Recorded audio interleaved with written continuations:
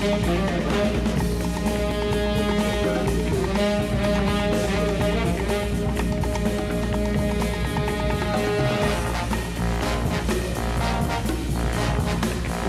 in downtown Detroit, Local 4 live stream with Jason Carr starts now.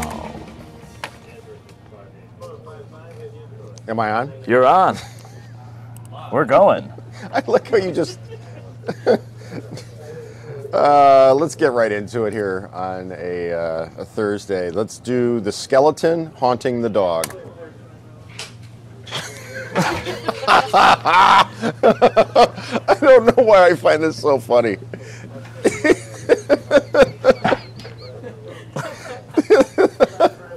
This is the best one coming up. Oh, skeletal interruptus. Here we have Mamo the dog.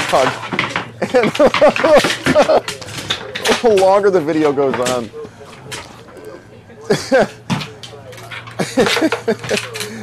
oh boy. It's so stupid, it's funny. Kind of like David S. Pumpkins. Like David S. Pumpkins. So, let's get into it. What are we talking about today? Tinder fatigue. Tinder fatigue. I'm quoting, I found this in an article in The Atlantic. Here's the quote. "I'm going to project a really bleak theory on you. What if everyone who was going to find a happy relationship on a dating app already did? Maybe everyone who's on Tinder now are like the last people at the party trying to go home with someone." Oh, you're a funny guy. Yeah. I was thinking earlier about, you can take that down now before that goes. I've never used this because I didn't. My marriage predates Tinder. I think it started in 2012. You're young and single. Have you used it? Yeah. And? Yeah, I mean, it works. John Steckroth. You can find him on social media.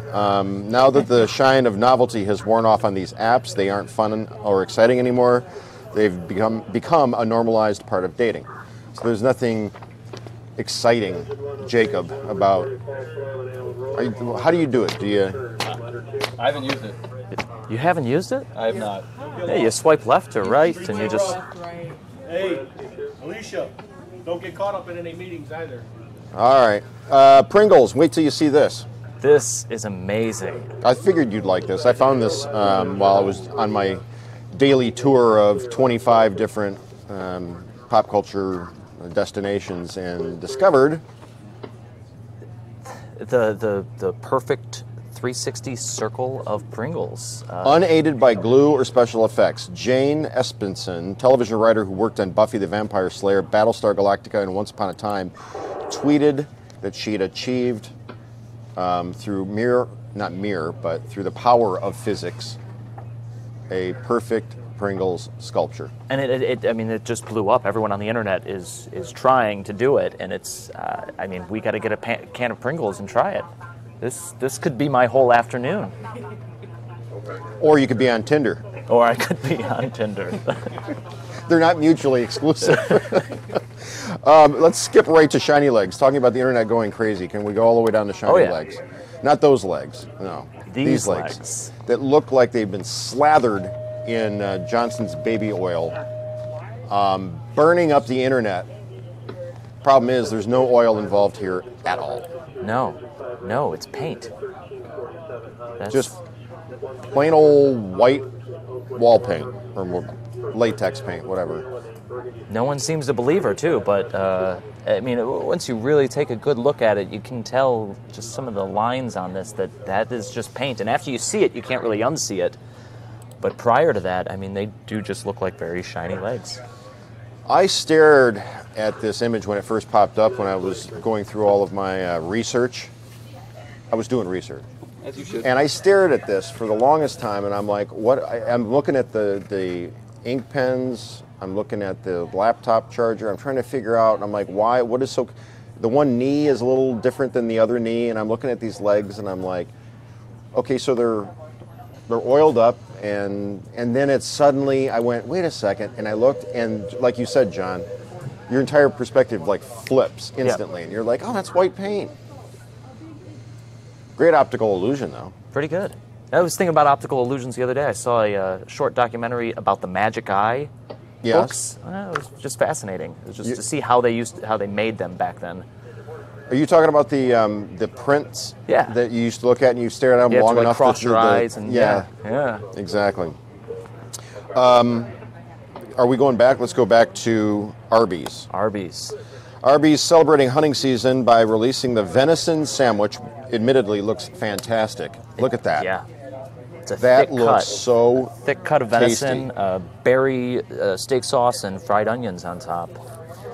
Available at Wisconsin, Minnesota, Pennsylvania, Tennessee, Georgia, and Michigan during select dates. Now, there's only going to be 4 of them in Michigan, 4 places in Clio, Cedar Springs, Clio, and Birch Run, and only available November 12th through the 15th. So, if you're looking to get a hold of this, it could become a regular item, but for now, it's just to celebrate hunting season. Oh, it's hilarious because Clio and Birch Run are like neighbors, so it's sort of overkill to have them all just up there. Although I will say that it'll probably we're going to get sell to better a there. Burger King story here in a second, but the best Whopper I have ever had in my entire life was at the Clio Road Burger King at I-75. Really? Exit 57?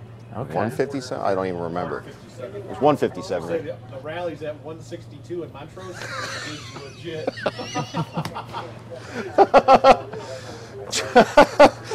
Chuck from the assignment desk just he was a topper. He one up me. He said that the rallies at the it's at the mobile gas station on Montrose exit 162. Right, exit 162, Montrose. That's the Chesaning exit, right? Montrose Chesaning. Yep.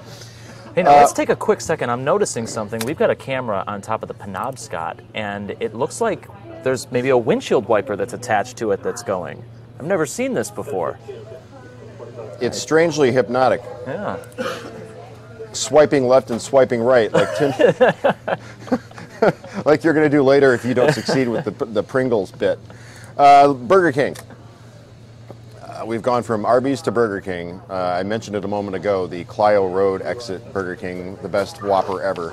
Now this Burger King in Queens, New York, dressed up as McDonald's for Halloween. The ghost of McDonald's. Check out the eyebrows. The golden arches make the eyebrows on the ghost. Just kidding. We still flame grill. Happy Halloween. That's actually pretty cool. I mean, I guess what the joke is that they're saying is because McDonald's is dead. That's the joke, but I don't know. I haven't looked at their stock prices. It's a publicity lately, stunt. It serves its purposes. Samsung wishes the whole business with the phones exploding was a publicity stunt, but it turned out to be the real deal. Now the problem is people don't want to turn in their phones, right? Yeah, I believe it's a third of people still haven't turned them in. And don't want to. So Samsung is releasing a software update that will destroy your battery and won't let it charge anywhere past 60%. So you'll be kind of forced to turn it in. I wonder if it's, I guess it's legal, you're not doing anything illegal, but to sort of sabotage a customer service experience or a consumer experience. Well, I'm not sure you have to update. I know, but still, it's out there. So you get the notification, you hit update, and then all of a sudden your phone is useless. Samsung, poor Samsung. It appears the rumors are true. The Pistons are reportedly finalizing a deal to move downtown and share Little Caesars Arena with the Red Wings.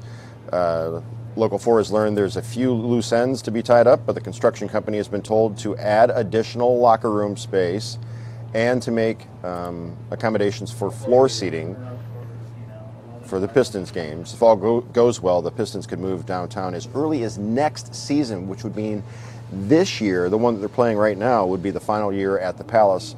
As for the Palace, I mean, it's a lucrative concert venue, so it could continue to operate as such, but then you would have all 4 teams downtown.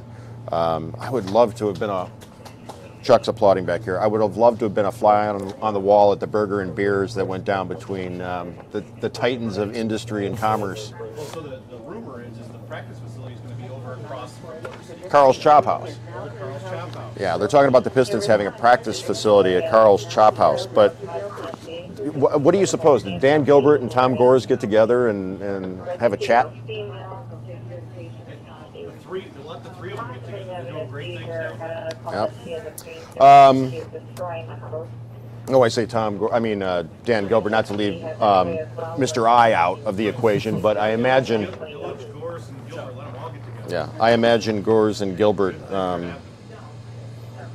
the barons of downtown Renaissance. Anything else there, John? Oh yeah, we were talking about this toys, that book that came out that has photographs and personal stories about toys from the 50s, 60s, and 70s.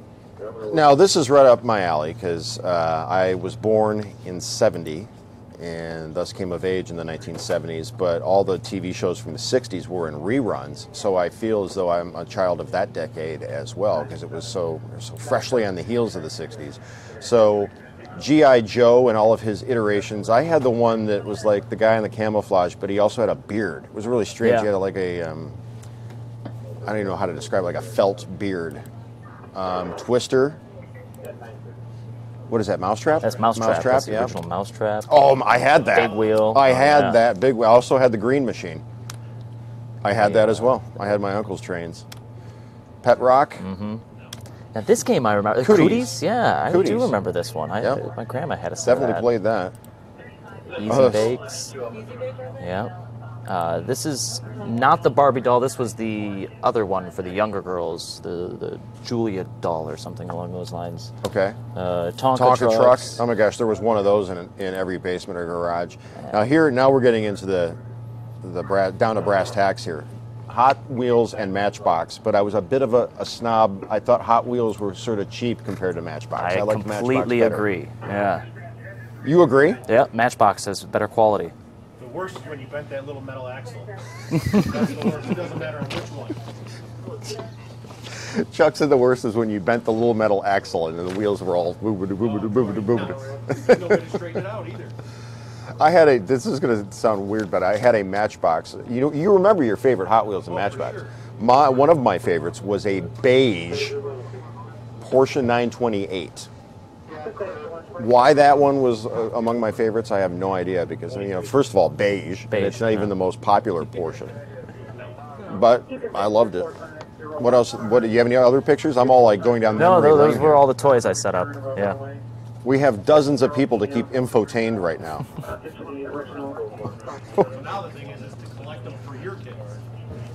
Mine are still in their original cases up in the attic. Yeah. I've got Tonka trucks for days out there for two boys. There you have it. Okay, that'll do it. We will see you at the top of the hour on Live. We have one more. We have one more video that I have set up. Oh, did you set something else up? Yeah, this is a little girl who's going for I forgot I sent Halloween this to you. as a cloud. Princess Cumulus is the name. So we'll go ahead and end it on this video. Stay classy, Detroit. Stay classy, John. Hi, what's your name? I'm Princess Cumulus. Oh, Princess Cumulus? Hi! You got cloud stuck in your tongue? Don't get me with your lightning! Is that your thunder?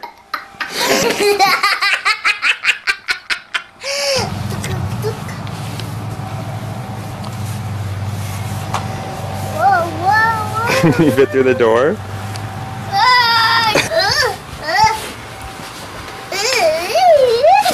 Oh!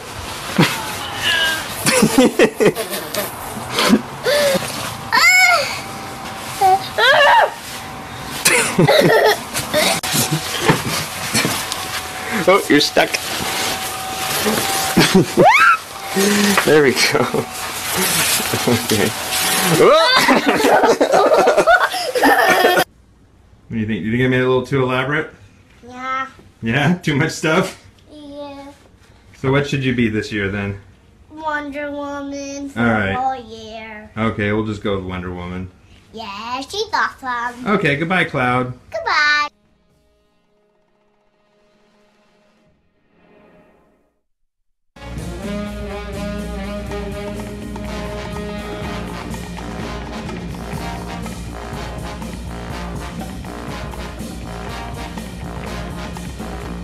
Bye.